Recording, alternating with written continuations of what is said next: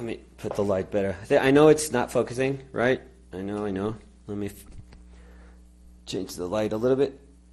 That didn't do anything. Great. Oh, fuck. Let me get that light. Sorry.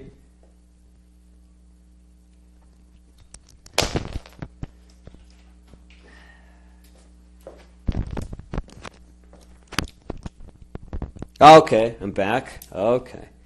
So yeah. So basically what I was saying is, yeah. So I believe that good education shouldn't cost the insane amounts of money that it costs nowadays. So it'll be my effort in trying to share what I know. That's what I'm looking for. It's a very small effort. I'm not here to just convince people that I know everything there is to know about painting. But I do know that I love painting and I respect painting. And like the whole of painting, I'm not even dogmatic about painting. I don't think there's any one particular philosophy that one should follow in painting. Our art history and the painting of history has been so generous to us that it's a shame if we don't take advantage of everything that it has taught us. Like all the efforts that all these human beings throughout centuries have done, we would be dumb to not acknowledge all those efforts and not try to learn as much as we can from what they have done. So I don't know all, everything there is to know about painting. I get surprised and encouraged and frustrated every time I go back to painting.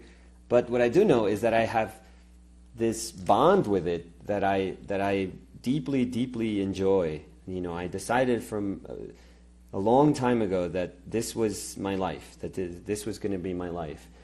And I've made it my life's effort to try and have as many experiences as I can with paint so that I can learn from them, and I can learn from painting.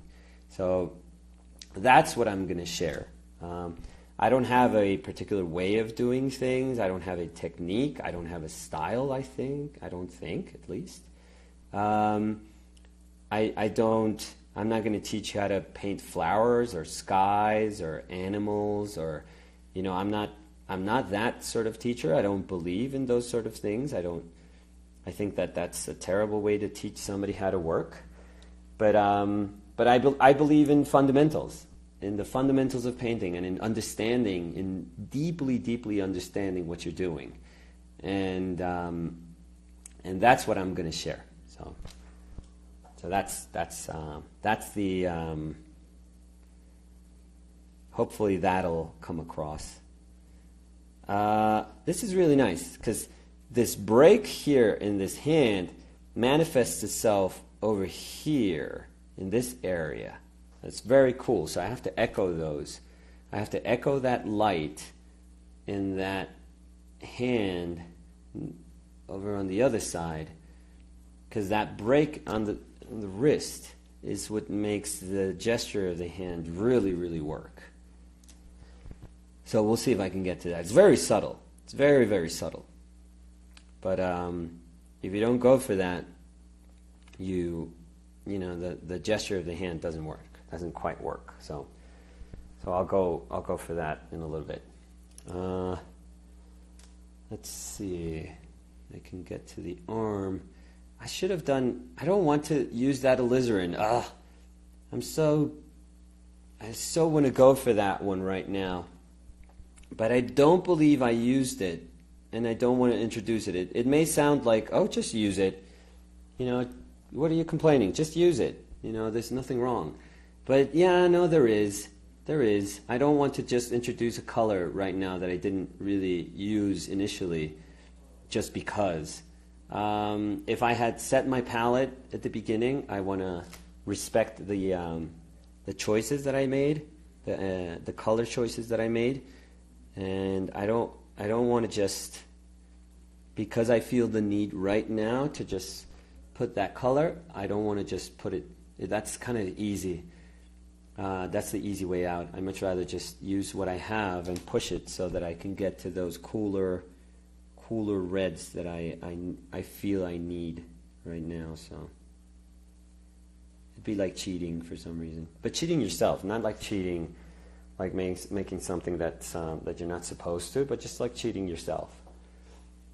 Still have the same questions, Casey. Oh, I didn't see the question. Hey, let it dry. Oh, hey, Marilyn. Marilyn kicks ass, by the way. She is totally kick ass. She studied with me, so she's amazing. She has a cute kid. She's incredible. He lets it dry and uses retouch varnish before closing the book. Yeah. So that's why it kind of sticks together. For example, this one hasn't dried yet. It hasn't quite dried yet, but I can do that. But as soon as it's dry, which is probably tomorrow or the day after, like thoroughly dries, I'm going to put some retouch.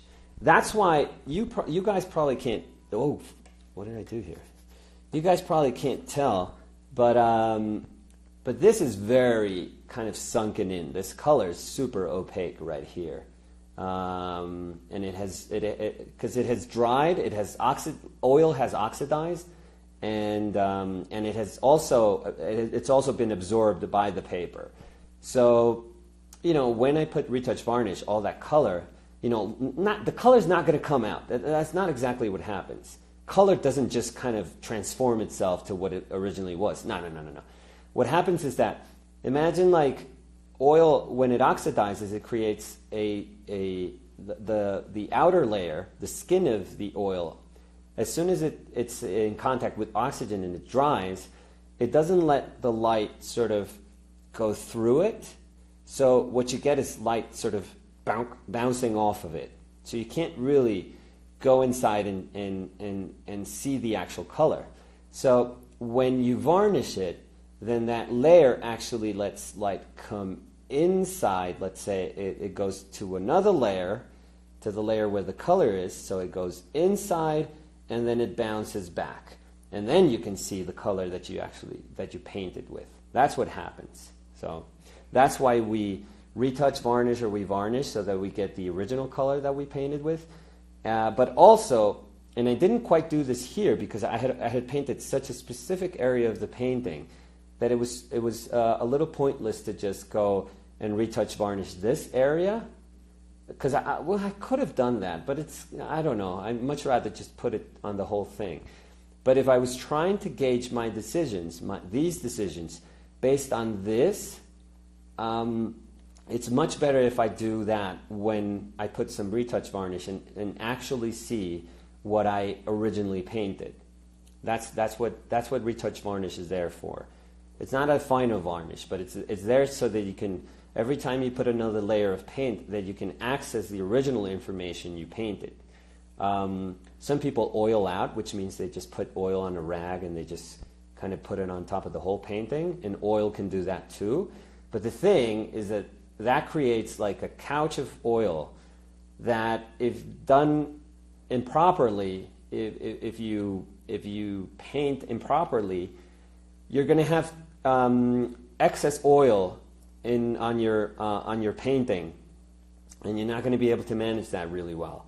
And that a lot of people have problems with doing that, with oiling out, and a lot of times it's because they put way too much oil on top of the painting. I went for it, and I'm kind of remembering how I painted this, so I'm very careful with that. And because I'm painting such a different area of the painting, it's not affected by the choices that I made here.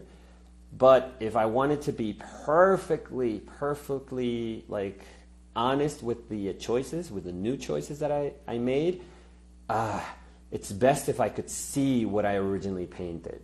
So that's what oiling out, means, or that's what retouch varnish is actually originally for. So I'm going to say this in Spanish because a lot of people are asking about. What school have you finished, if you don't mind telling? What school have you finished? Was it at Art Focus? Okay, I'll talk about the school in a little bit. I'll just talk about what I was saying about the retouch varnish for the people in Spanish. Entonces, lo que estaba hablando del barniz de retoque es que de las cosas más complejas en la pintura es como entender que los pigmentos todos se oxidan como en tiempos distintos.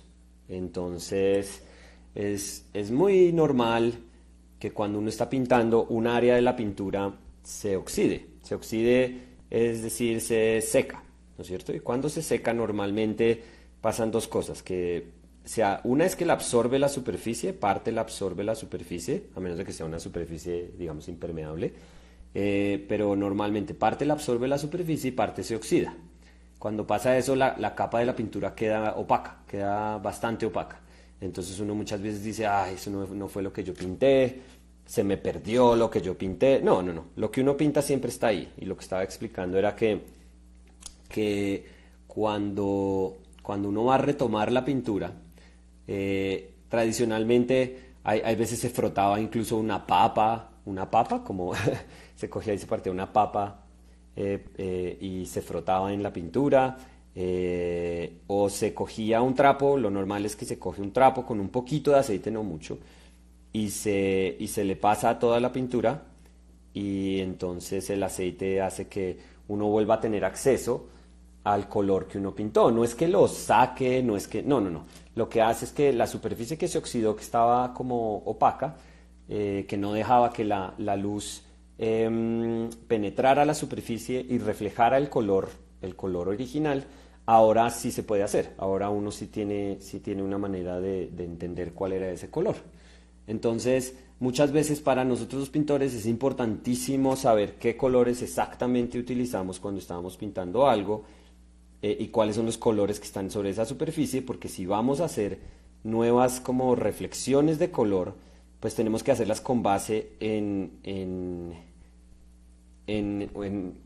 decisiones, en las decisiones originales, no en la apariencia que tengan esas decisiones sobre la superficie de la pintura. Entonces es importantísimo utilizar algo para poder tener acceso, poder volver a tener acceso a esas decisiones originales. Y lo que se usa, digamos, una alternativa actual, que es una resina como sintética, es el barniz de retoque. Y ese barniz de retoque se usa exactamente para eso, para poner entre las capas cuando uno está trabajando, para volver al color que uno pintó originalmente, y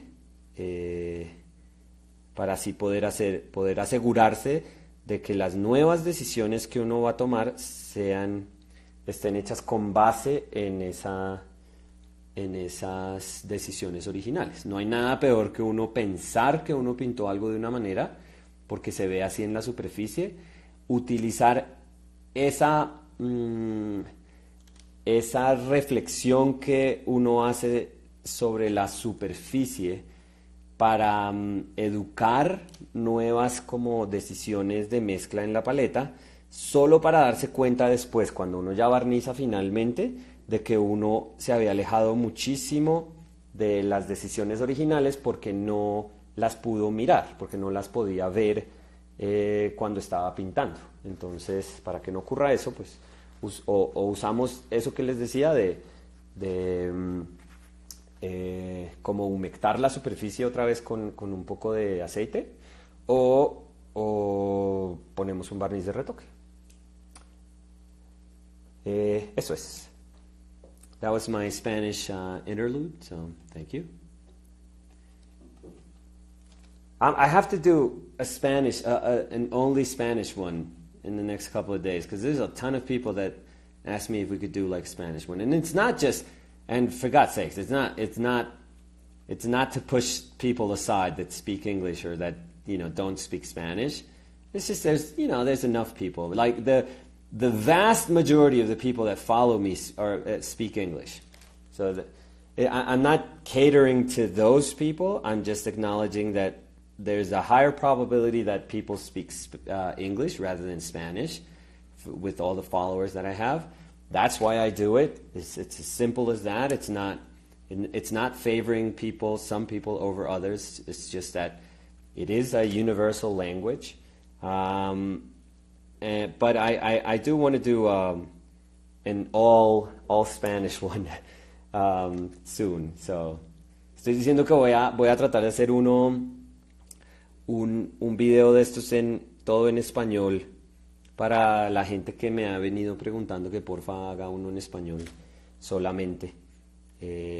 Pero pues decía que yo cuando hago cosas en inglés no es porque quiera como segmentar a la gente que muy amablemente me sigue, sino que es que es simple estadística, o sea, la gran mayoría, la grandísima mayoría de las personas que me sigue habla inglés o habla otros idiomas que no son español. Entonces, pues es solo para poderle llegar al máximo número de personas. Y estamos como hablando de universalizar la educación con ese esfuerzo que quisiera hacer mediante el canal de YouTube, pues tengo que entender que para llegarle al máximo número de las personas, pues tendríamos que escoger algún idioma que se entienda más universal. Entonces, por eso lo haría con inglés. Your art is international, master. Yeah. You shouldn't say master. Master is like, you know, there are masterful painters in history. I am a person that's in love with painting. That's what I am. I am deeply, deeply in love with my girlfriend and painting. So those two, and in that order. You know, because she'll beat me up if I don't say that it's in that order.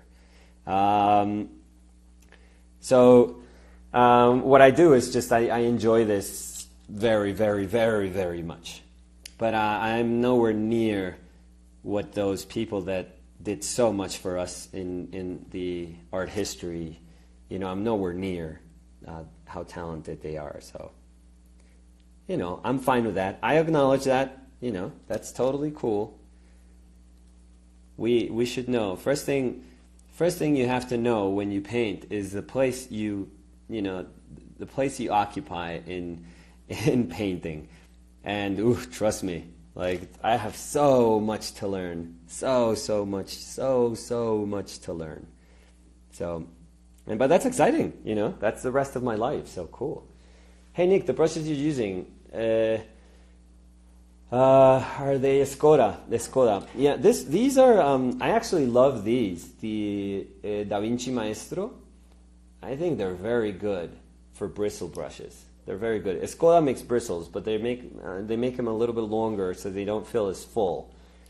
But the natural hairs, the Skoda natural hairs, they're very good. And these are cheaper, but these are natural hair. These are sables. They are a Condor, which is a Brazilian brand that you get here in Bogota, in Colombia. So I'm using those. These I would love to sponsor. Hell yeah. Skoda, por favor, sigo esperando que sientan que puedo ser un buen embajador para ustedes, porque estos pinceles son una maravilla. Entonces necesito que me manden todo un cargamento. El avión más grande que tengan, por favor, me lo hacen llegar a Bogotá. Y me mandan todos estos pinceles, por favor, gracias. Y voy a seguir diciendo que son fantásticos porque son muy buenos. Entonces, lo único que les pido es un avión grande, lleno de pinceles, muy amables. So, yeah, that was me just totally selling out and asking Skoda to send me brushes. But they're very good. They're very good. I wouldn't do this if they weren't very good. But I'm going to be fair. Like, if they stop being good, I'm going to be the first person to say, okay, these are crap now. Because, you know, I don't care. I like stuff that's good. And if it isn't, I'm going to call it out. That's how I am. I like people to know that I am as much of a customer as anyone else. You know, I've never had anyone sort of give me stuff for free, so no. You have to earn that by being, not just by sending me free shit, but by being good. First and foremost, you know, do good to us, you know, us painters. Good prices, good quality materials. First, do your job. Like, really, really work hard at making a really great product. And chances are that we painters respond to great products when they're good. You know, not when you just try to convince us that something is good. So again, first do your job, or, you know, I don't know. In my case, I just don't use it, and that's it. What do you want to learn further in painting, and how do you do it? I don't know.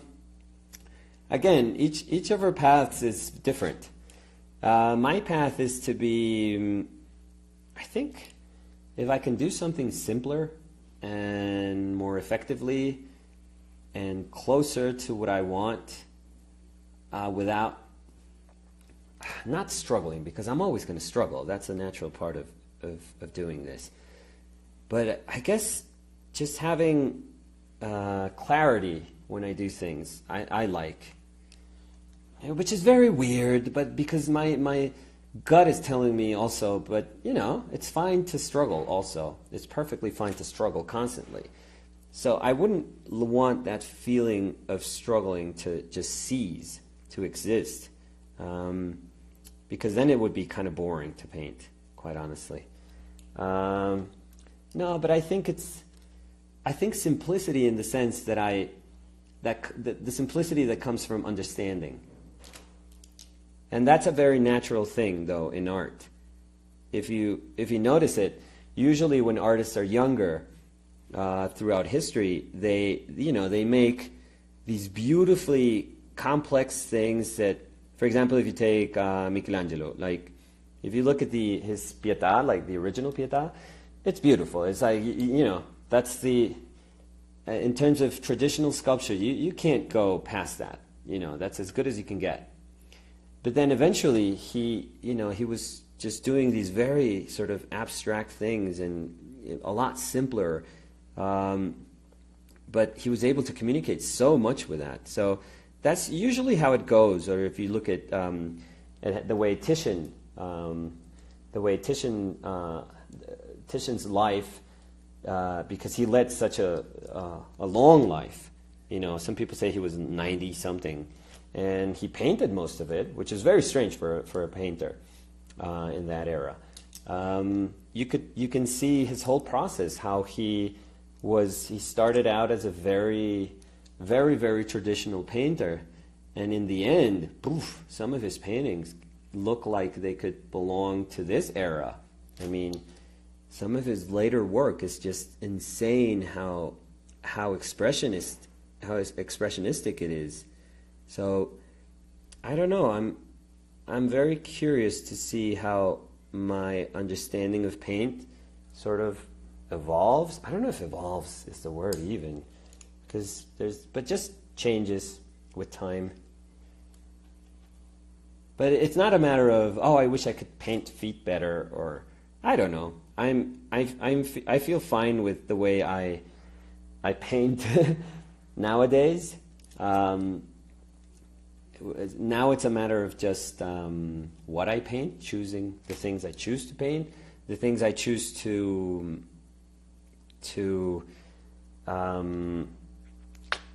showcase while I'm painting. I think those are the things that are interesting, I guess. Mauricio, hola, a Argentina. El jugador más grande del mundo es argentino. Hola, Mauricio. Hi from Italy. Hola, Agnes. My daughter speaks Italian really nicely now. I'm using Duolingo to learn, but my Italian is a disgrace right now. My daughter corrects me all the time. She's 6, that daughter. So anyways, yeah. But I'm trying to learn, because I feel embarrassed. Like, if I'm doing homework with her, I have no clue what she's talking about. And I feel terrible. And I wish I could take like more formal classes, but I just don't have, honestly, time or money to do that right now. I got the hair in there.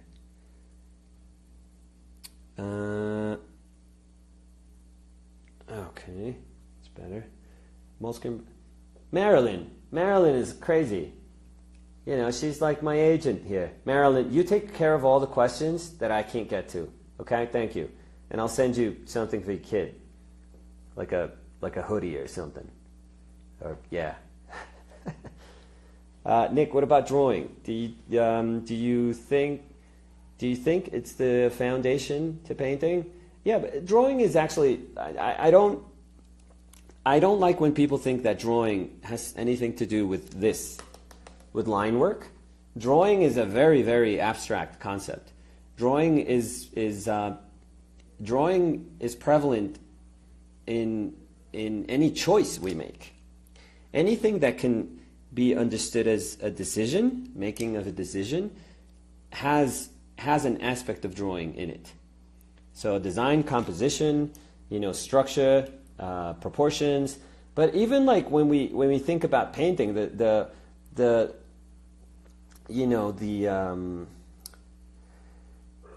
biggest mistake we can make is to think that painting has to do solely with color and with paint handling. Of course, that's part of painting because we are using paint, but it doesn't mean that that drawing has ceased to be. That the process of drawing has suddenly stopped. No, not at all. I mean, drawing is there. Drawing is always going to be there. You're always going to be, every single brushstroke, every direction of your brushstroke is going to inherently have qualities of drawing. So never believe that drawing stops or is understood in line work or in tone, that tone is actually closer to a painting than actual drawing. No, all of it is drawing. All of it has to do with drawing. But that's why I have to emphasize so much that the marks that I had done in this pencil drawing, I understood them as fine when I saw them, when I made them initially, but I had to, I had to evaluate them again when I was, while I was painting. And, if you've watched me paint, you'll realize that a lot of those little marks that I had done for the hands, I've already painted over them and reestablished and changed their angles and changed the proportions and made them bigger, smaller, or I've made changes based on what I wanted my painting to look like, and also based on my reference, but also based on how I wanted those forms to read in my painting. So that's drawing. I think drawing is just everywhere. You can't, we can't just simply believe that drawing is part of a process. It's much bigger than that. It's everywhere. It's everywhere. It sounds like I'm describing the force.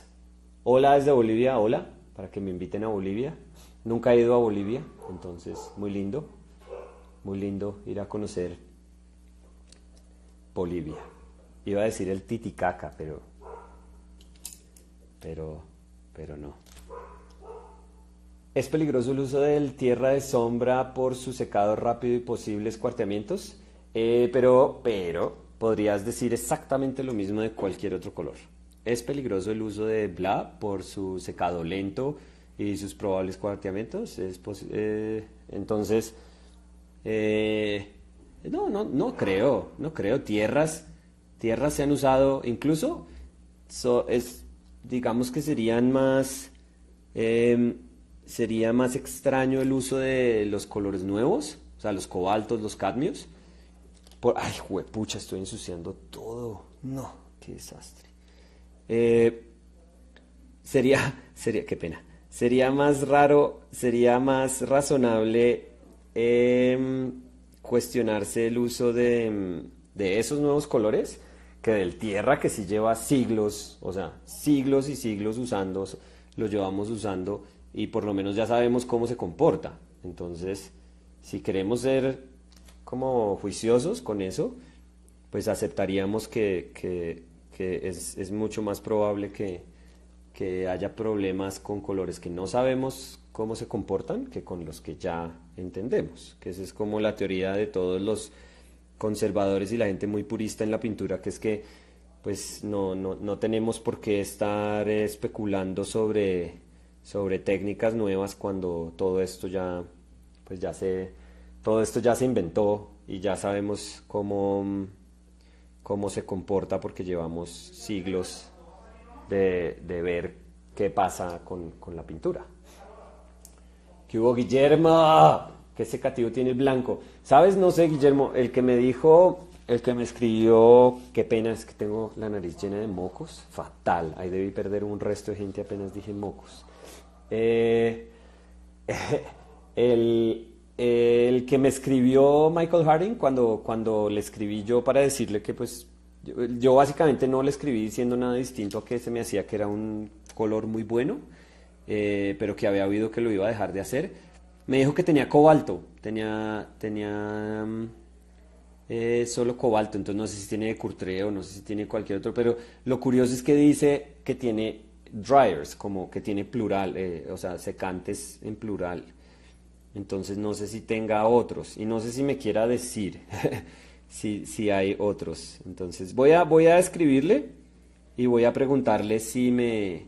Porque pues como eso termina siendo casi que una receta de ellos, voy a preguntarle a ver si me puede contar, a ver, y si me puede como decir, explicar de pronto por qué él estaba inseguro sobre seguirlo haciendo. Y de pronto ahí pues nos hacemos una idea.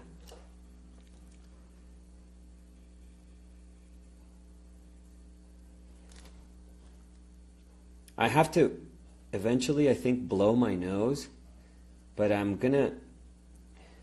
So right now, if you see something dripping on the painting, it's probably my nose. It's probably mucus. But I haven't blown my nose. So yeah, it's very sexy. Super. That's the sexiest part of what we're doing right now. Not blowing my nose. Oof. I'm very, very nervous right now with the amount of mucus that I have in my nose right now. Amount of mucus. Blow your nose. I don't have anything. This is what I have. This is the closest rag that I have right now. That's not my nose. This is not my mucus, by the way. It looks slightly like that one. I would say it's of the yellow or greener one. Not never here. That would be go to the hospital. Please go to the hospital right now. But yeah, this is all I have. So no, I can't. I can't use this. Then I'm gonna clean my brush. Use your shirt. Then I'm gonna clean my brush and I'm gonna have some nice medium on it. Yeah. ¿Saludar a quién? A John Freddy Mafla. Uy, si es algo del Guigo Mafla, yo todavía me acuerdo del Guigo Mafla, jugador de fútbol muy bueno. Qué asco. Ya. Sí, no vamos a hablar más de mocos. Ya. Ve al baño. No. Cuando termine esta ahorita, pues voy a tratar. Conversaciones que uno nunca debería haber comenzado. Eso voy a hacer una nota mental. No hablar más de mocos. Gracias, qué pena. O me podría, como decimos en Colombia, podría sorber los mocos en este momento, pero no creo. No creo que vaya a sorber, creo que ese suena mucho peor. Bueno, a concentrarse. So we're going to stop talking about my nose and go back to the painting. Thank you. No more talk about flu. Thank you very much. Thank you.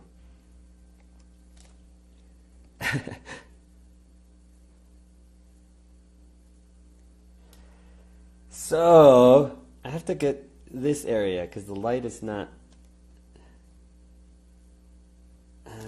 light doesn't quite go down all the way over there.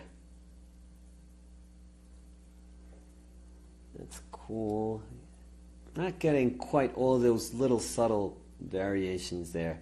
but I don't want it to be now for this hand to be super tight and for the other one to be loose. Then I would miss the whole purpose of having painted this hand loosely. Let's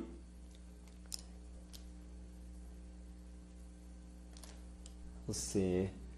Deben ser óleos con bastante aceite. Entonces, todos los óleos tienen aceite, acuérdense de eso. No, o sea, hay unas marcas que son más aceitosas que otras, pero básicamente todos tienen aceite. What kind of paper you use? I'm using a moleskin. Marilyn, where are you? Patricio, where are you? I thought you were you were taking care of these questions. What the hell?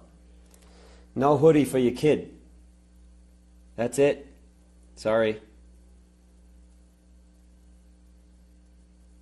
A lot of people ask about this this particular moleskin or this paper, or if it is relevant or how relevant it is to my painting. And I guess it is important. Part of it, I'm sure it is important because it's a good paper. I can't deny that it's good paper. But another part of me says it really isn't. Like the most important part of what I think I'm doing, and this is not, this is absolutely subjective. This is just for me. But the reason I find this enjoyable, painting these little paintings, the reason I find it enjoyable is because the notebook has provided me with a space. It has nothing to do with the type of paper. I promise you that if the only sort of paper that I could find here in Bogota was just a crappier version of this paper, I'd be using that. If it was good enough, it would be fine for me. And the reason I say that, it's because it's not the paper. It's the fact that I was hoping that I could find a place where I could just paint, like this, where I could take, maybe an hour and a half to do a couple of little hands, and find pleasure in that. And that's it, and then maybe go back to like the other type of painting that I do. But just to give myself the space and the time to just make these kind of very unassuming, unimportant paintings that I would just do for myself. And that's what this notebook has provided me. But I would be exaggerating, and I want to be very clear with this. It is a very, very good product. These sketchbooks are very good, and that's why they charge a lot of money for them. Because they are good. I hate to say it, but they're good. But I'm sure there's tens and tens of other notebooks just as good as this one that are perfectly, usable for painting, that are perfectly fine to paint with. I am positive. There has to be. So whatever you find, is totally fine. Whatever you find in your country, whatever you find that suits your wallet, if you can buy it, then that's great. If you can't buy it, who cares? Like, it doesn't make it, it doesn't mean that you can't paint now just because you can't afford it. No, use something that you can buy. That's totally cool. That's totally fine.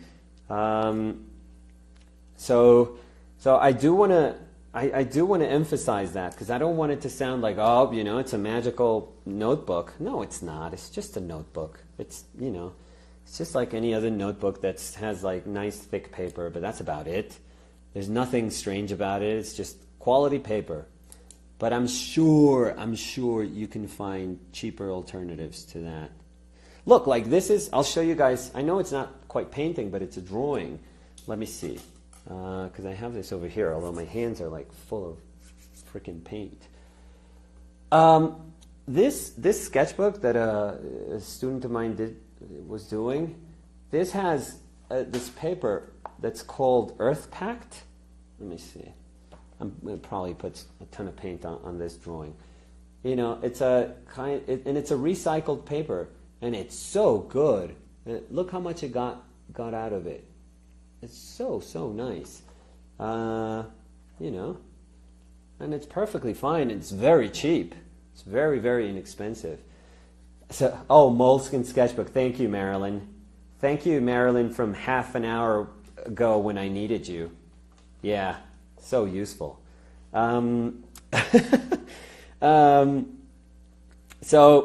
So yeah, so I use that to draw, and that's perfectly fine. And I'm in love with that paper, and I'm gonna try and learn, you know, what actually goes behind the process of producing that paper, because I've noticed that a lot of people are using it here in Colombia. It's a Colombian paper, and it's very nice to draw with, very, very nice to draw with. So, and you can get it in different weights. So I'm sure you could get it thicker, and I'm gonna try that paper out. I'm gonna try the thicker paper out, and I'll let you guys know how it goes. But and if that one works out, that's awesome, because that actually has a mid-tone to it. So I would much rather use that than just this kind of cream colored Moleskine paper. So yeah, so don't just buy what you can, you know, what you have, what's available to you in your country. Don't just buy a brand just because it's a brand. That's kind of dumb. So yeah, so don't paint on this just because it's a Moleskine sketchbook. You know, it's a good product. Again, it's a good product. Well, let's not take anything away from it, because I can't, you know, I can't close that door either. You know, maybe they want to send me tons of sketchbooks, and then I would say it's the most incredible sketchbook ever seen, and the only reason you can't paint, it's because you're not using a Moleskine sketchbook. That's what I would say if they send me a ton. Do you imagine how hard it is? What is that? I live in Venezuela. Sí, en Venezuela tiene que ser muy complejo, muy, muy, muy complejo. Pero pues hacemos lo que más podemos con lo que tenemos. De eso se trata. De eso se trata.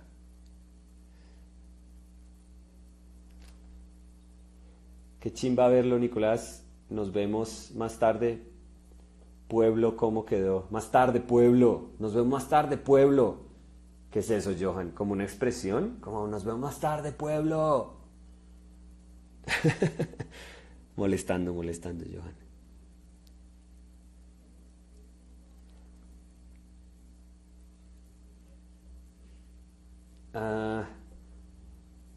So yeah, nice shadows. Thank you.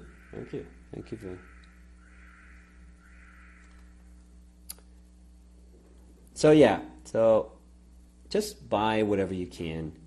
Don't give in to thinking that materials make or break your painting. That doesn't make sense.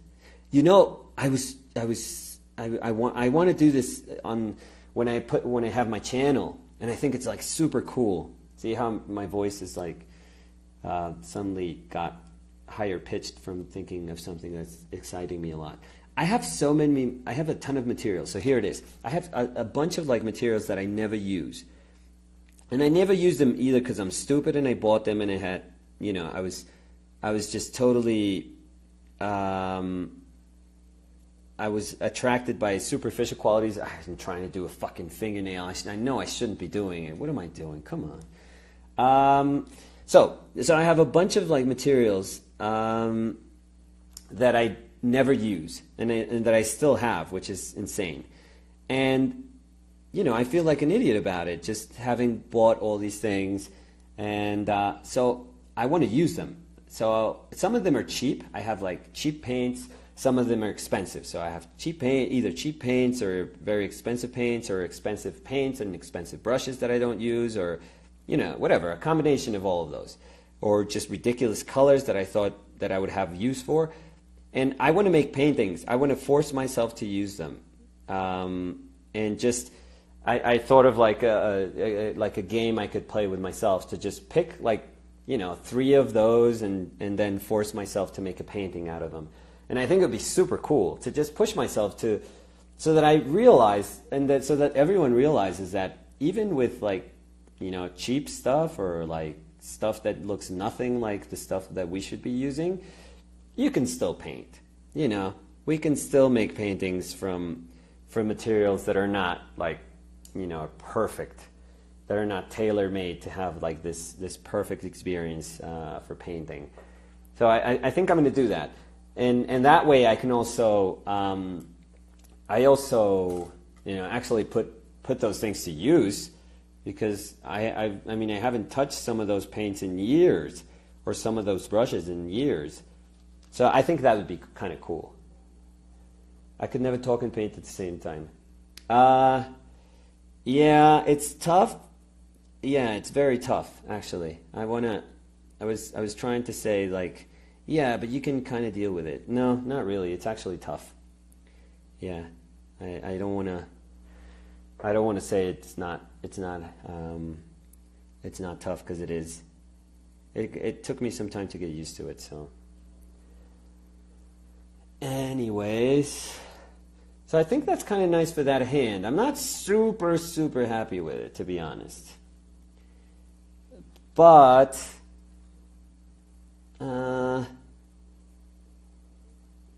I think it works well. It works well. At least it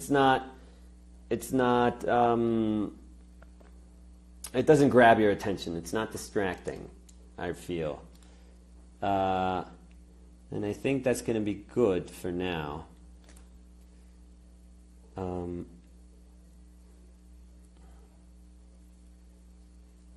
Okay, let me see if I can get a little bit of that cool down there.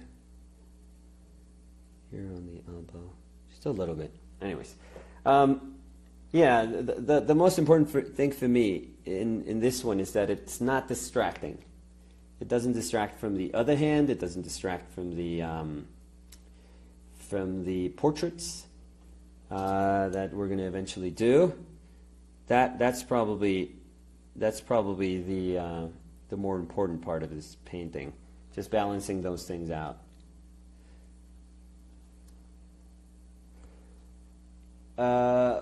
I couldn't read that question up there. Sorry.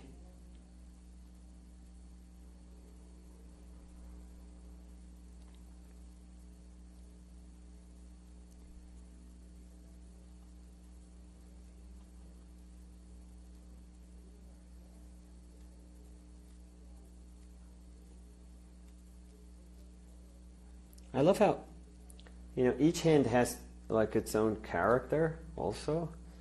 That kind of happens sometimes. I feel that regardless of if you're painting one hand or, if it's the same person, they can have like a totally different kind of personality hands. And it's super hard, because you have to know that there has to be a sense of unity when painting them, because you can't just go crazy and do just really weird different hands. But that each hand has to have like its own personality, really.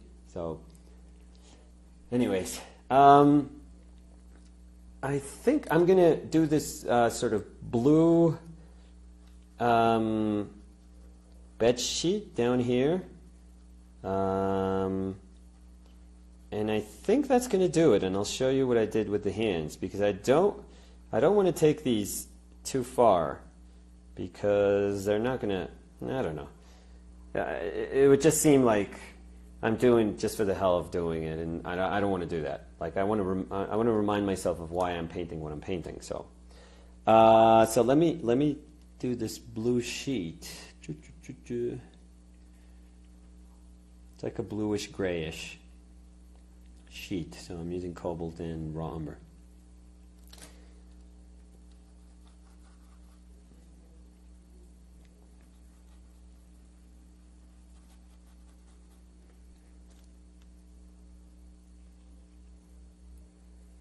Oh, shit. I put my brush in alizarin as a mistake. See, I'm telling you guys so that you know, but I kind of wiped it off. But Ah, just because it was there. It was very tempting.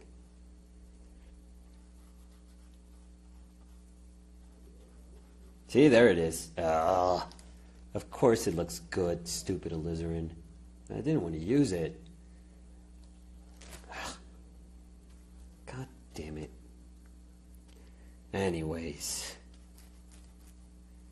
What were we going to do for this one? I forget. I remember we had some trouble with this, but we'll see. I'll make something up for that.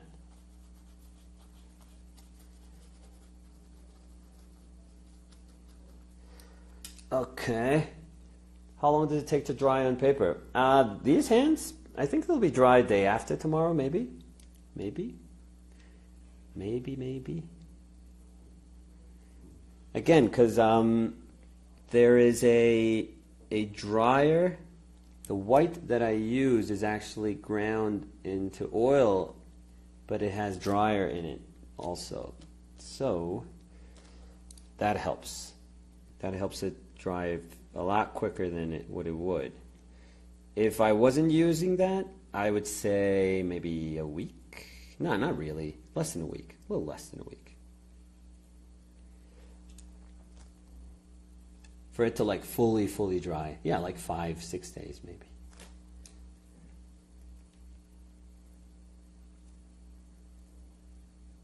Ugh, painting in these edges is so annoying.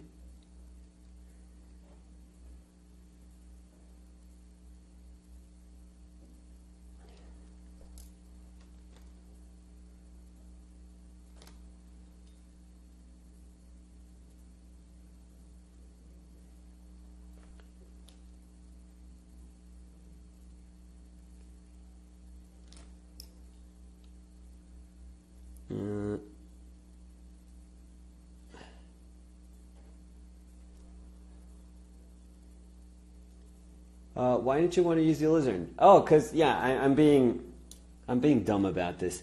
No, because I don't think I put it originally in the palette that I had set out for this particular painting. So I was trying to paint with like just cadmium lemon yellow, cad red, and cobalt blue. So it's just I've been pushing myself to just use certain colors for certain paintings. For no other reason than just me sort of getting to know my palette a lot more, just pushing myself a lot more. Nothing different than that. So instead of just having the alizarin there, I know that I have a very warm red that I have to make it look like a very cool red by using either raw umber or my cobalt. So it's just, I don't know, it's just kind of games that because it is a game, it's very playful in nature, that I sort of challenges that I give myself so that I kind of understand my palette a little bit better. That's it. That's really the reason. There's nothing nothing sort of important in any other sense about that. So let me finish this little bit of the sheet, and I think we're going to be done, honestly. Let me see, and I'll show you guys the little hands. I'll show a close-up of the hands, just so you guys can take a better look at them. Again, it's not a matter of being able to paint those hands, of like having the ability to paint them. I think initially a lot of people just want that ability to say, I just want to be able to paint the damn hand. That's all I want. But after a while, you paint. I remember that feeling when you finally paint like a cool hand, and you're like, hell yeah, hell, you want to scream. And eventually you paint more, and then you do another hand, and then you do another hand, and then another hand, and then at some point you've painted hundreds of hands, and then it's like, well, it wasn't about the hands. Certainly, you realize that the challenges didn't stop there. Like there was, there was a lot more to painting than just painting hands. So that's what's kind of cool about it. Just reminding yourself that it's not just about the ability that we have to paint something, but what we want, in this case hands, what do you want them to do in the bigger sense of, in that large painting, what role do those hands play? And that's what kind of interests me the most. Not just painting stuff for the sake of painting stuff, but painting stuff in a way that where there's a valid reason behind it all. Oh, that's me knowing that I made a stroke way too big. Like my hand just had a mind of its own, and it just did a damn stroke. It's like a butcher's stroke. God damn it. So now I have to correct all of this. Not all of it, but kind of shape it up a little bit again. Let's see. Good.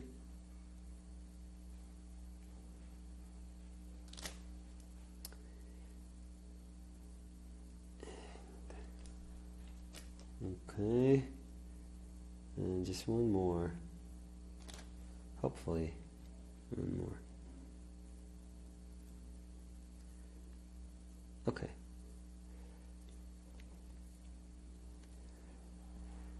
Okay, that's better. So, let me show you guys. Thank you so much for these videos. Yeah. Always. I'm always very happy. So let's see how this went. Let's see. So that's that first one. So it's very fresh. Is that not focusing? So they're very, very simple. I'll take a nice picture of these. They're very, very simple, but it's just like little bits of color. Just these tiny little bits of color that configure a hand. I'm always sort of very conscious of that, so that the whole of the image looks cool. That's what I'm looking at here. I don't just want this area to be cool or this little moment here to be cool. I want this whole thing to make sense, and eventually I want this whole thing to make sense. That's looking super distorted there. Anyways, but so eventually all of this has to look cool. Who cares about this little finger there? That's really cool finger right over here. But it's the role this little finger plays in this big painting. That's when it's going to be cool. So this had to be looser.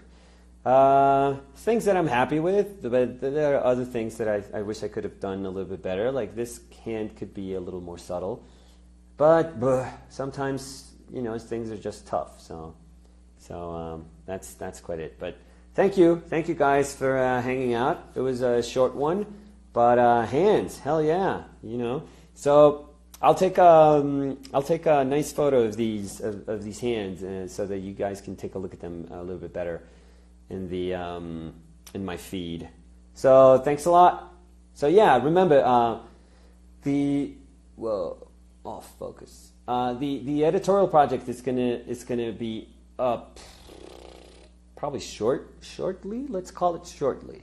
And what it is, it's going to be a reproduction of this book, like a one-to-one reproduction, so you can actually tell. It's kind of cool when you can open up a book and realize that every single brushstroke that you're seeing is the exact same size that, in my case, that I painted.